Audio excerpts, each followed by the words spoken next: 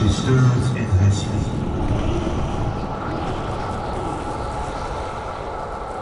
She is the elder god Ma, and her dreams can be violent. We should talk elsewhere, shall we?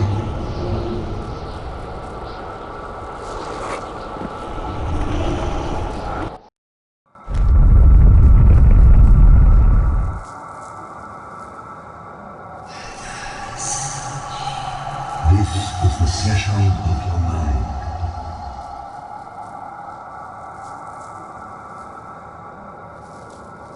Have no fear, Lord Guardian. I would not enter your mind without consent, nor could I. I have only brought you here. I am outside, looking in. We needed a safe place to go where she could not sense me. That is all. Yes. And when you wake, you will have to deal with Mars. You have questions. Know this. I will never lie to you. And in this place, you would sense if I did. But there are some truths for which you are not yet ready. All will be revealed in time.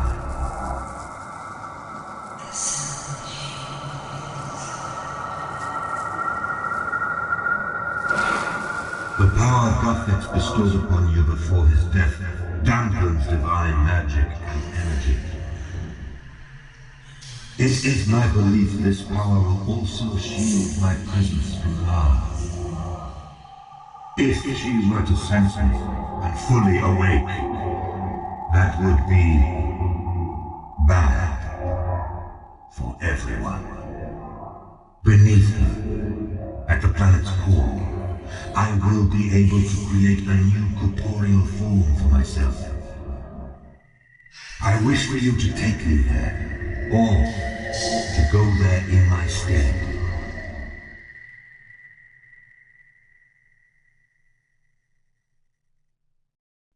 As I would be honored by your assistance.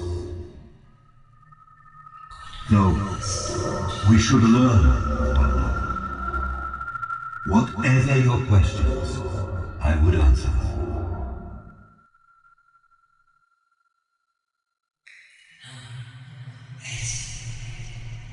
I did not become. I have always been. I was created this way.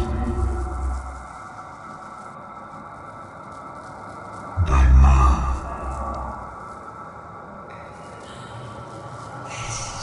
She is an elder god, the youngest of five.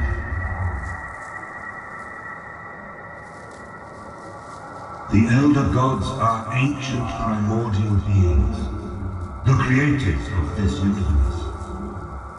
Mars' power is rooted in potential, in darkness and in light. I am a divine aspect of dark energy. I came into being atop this volcano on which we currently reside. Ma was left here by the other elder gods. They believed her, still do. But she survived, and eventually clawed her way out to the volcano's crater. Her sisters gone, she was alone, and poured what little energy she had into creating me. I was born in the infancy of this universe.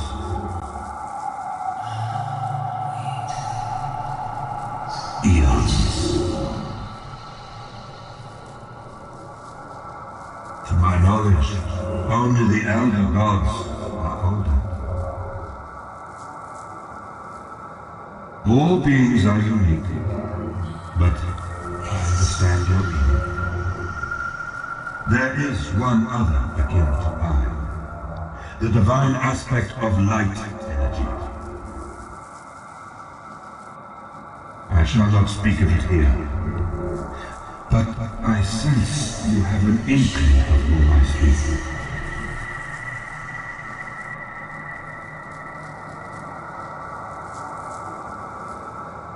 I left here solely to get away from Ma. She is cruel and possessive. I had to be free of her. I traveled the universe, met many mortal races, and both learned and taught a great many things. The exploration and discovery was enough to begin with. But I came to need a purpose. I have seen the entire span of creation, the progression of the elder gods, and knew immediately upon my arrival that Gillinor was special. It was there that I found my purpose. In order to achieve my goals, I must return there, and with a corporeal form. All gods rally followers to them, whether they mean to or not. Mortals cannot help themselves. Some gods take advantage of this. In my youth, I was guilty of this. When I arrived, there were many young gods carving out territory, engaged in petty skirmishes, border disputes. I sought to unify them under my banner, but they resisted. But those under my charge were uplifted. My empire led to a great many advancements. Industry, medicine, technology, magically discovered. It is true that many died in the name of progress, but many times more prospered. Humans, demons, and vampires alike. More died in its destruction at the behest of Saradomin and Zamorak than ever in its creation.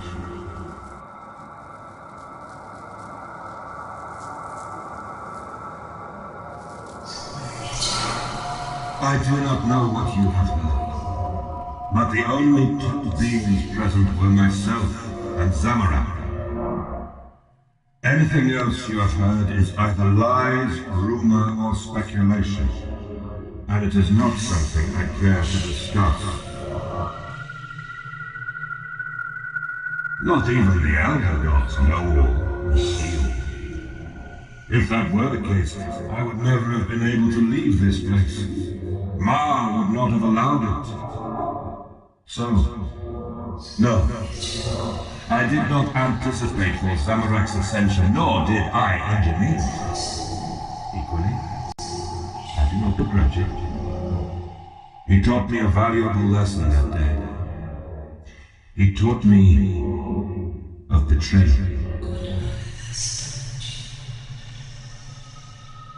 Sometimes, simply being the largest target is enough to become vilified. But it is also because I sought unification. I wanted to bring all the young gods under one banner. They would not recognize my divinity. I would have welcomed them all, but they were blinkered by their own narrow, dogmatic views, and so they rejected me. I did not start wars. I was just better at them. And through war, I started to make progress.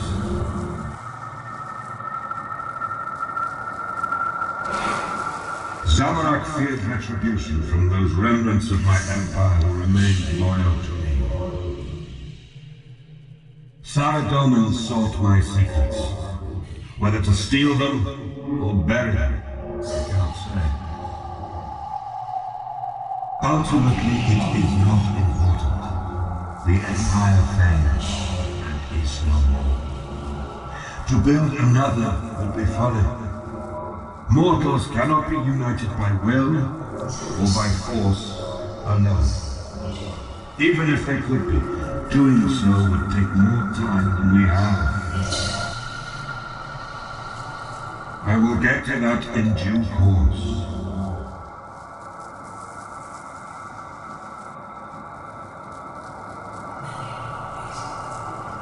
This is not crucial information.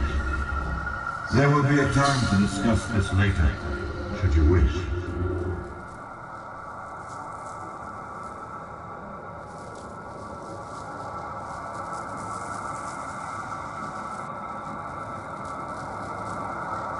Without her, I would not exist, but she is like a child. As such, she was unable to teach me much of anything. What I have learned, I have discovered since I left. She is an elder god, the youngest of 5. Yet the anima of this plane was not sufficient to nourish them all, and Ma was malformed. She was born without memory or knowledge, only instinct. After finally clawing her way to the surface, her first instinct was to pour what little energy she had into the creation of me and my companion. That would likely be an affront to the other elder gods. To her, I was akin to a child's doll. She is mentally fractured, but I have intellect. I could not abide her possessiveness. As soon as she started to weaken, I left. It seems that our presence has stirred Ma. When you awake, we will have to deal with the consequences.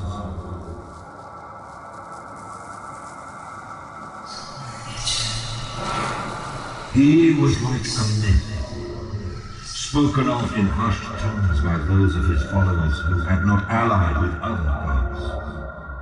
I would very much have liked to have met him. We shared some ideals. We both value mortal life enough to step aside. Though, where he would leave them to their own devices and their own failures, I would guide them subtly towards their true destinies. I would not impose my beliefs on mortals as other gods do, nor force them into worship of me. My aim is to be the voice that drives them to greatness. Not all would heed the call, but not all have to.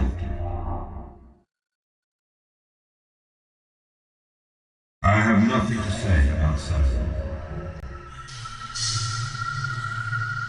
Ah, yes. As we discuss certain topics, you will be seeing manifestations drawn from my memories. Yes, this is how she looked when last I saw her.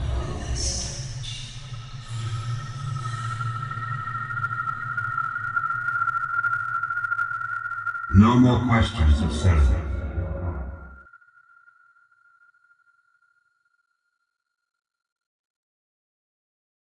He was once my most trusted general. I never had cause to doubt his loyalty, right up until the point that he betrayed me. I do not know what led him to it. In some ways he epitomizes what I advocate. He has a strong will and has overcome his limitations, but he did so at my own expense. Revenge would serve no purpose, but even if it would, I would have no time to enact it. There are more pressing matters that require my attention. He is self-righteous, seeing things only in extremes. It was from him that I first learned of the notions of good and evil. I dismiss such notions.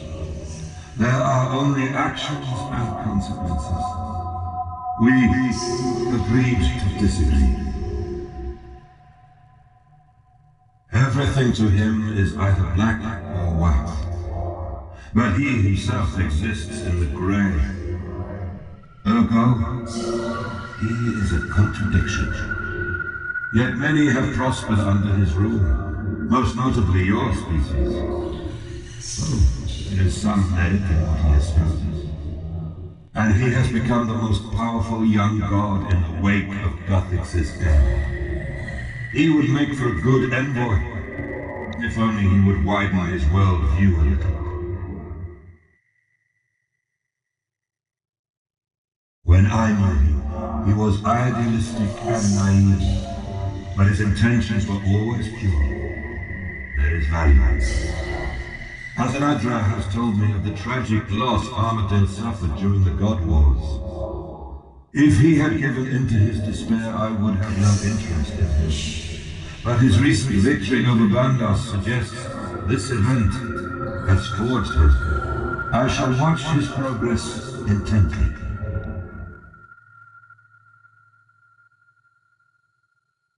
He had a brilliant strategic mind, and an innate ability to expose the truth in any situation. If only he could have curtailed his eternal desire for war, he might have proven useful.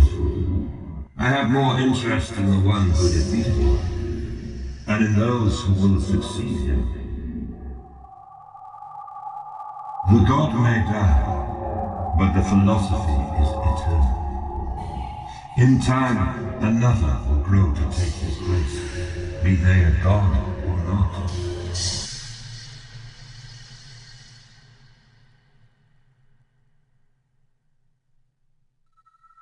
As Zamorak taught me of betrayal, as Anadra has taught me of loyalty. He had no reason to remain so after my banishment, and yet he has. In my empire, he stood at the head of the church. He has also since proven himself a worthy general. And he has kept the faith for all these centuries, when so many others chose to forget me. He is loyal, devout, intelligent, strong, and honorable. He has power, but does not misuse it. He embodies all of the traits that I hold dear.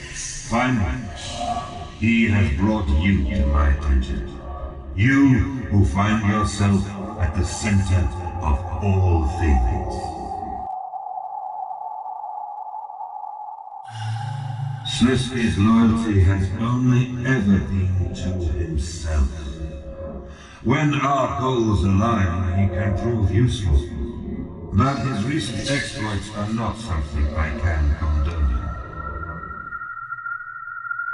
I cannot stand as both judge and executioner. I leave it to those he has wronged to bring him to any justice they feel he deserves. I did not. I'm glad. They did not exist when I left this place. But when I first encountered them, I knew instantly that we shared kindred. Their name means the children of Ma. Their crystals mark their divine origins. They were unmistakably relations. I saw them as younger siblings and sought to protect them. Divine creations are more fragile than you realize. Their race is the epitome of potential, but their fate is also sealed. Had he known what he was truly dealing with, Ikvaran may never have brought them to Gilmore. He tried to rein in their nature, and it was not long before one of their number broke free. It was easy for me to convince that breakaway of my superiority. Sliski. Not all Marjarat chose to leave Ikvaran's service, but the few that remained did not last long. So, in a desperate final act, the desert god Churakin devastated his own lands to discourage me. I was given pause and ended my campaign. I realized that I had become what I was fighting against. From that point on, I slowly started to remove my presence from the Empire. I provided the Majorat with the means to rejuvenate themselves on Gillinor. Something of which Eflaron was incapable, for he did not understand them. And I encouraged them to be less wasteful with their rituals. If they were to become leaders in the Empire, they had to endure. They are an intriguing race, but we will need to deal with them if we are to rouse the Elder Gods. I suspect their home plane was destroyed soon after the Elder Gods first left RuneScape. A small number of Dragonkin survived this revision, taking shelter in the Abyss, among the detritus of previous cycles. This is a truth best revealed slowly. You will come to it in time. I believe the surviving Dragonkin sought out just for mercy, or retribution, only to end up bound to her catalyst. For the Elder Gods to hear the pleas of mortals will require someone to bridge the gap. Only a being of divine origin, such as I, has a hope of communicating.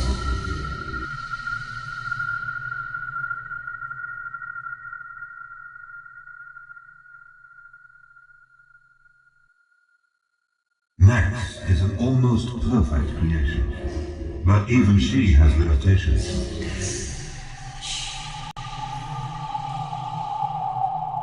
She is unfailingly loyal. She can be no other way. It was the act of her creation that steered me on the path towards Elder Godhood.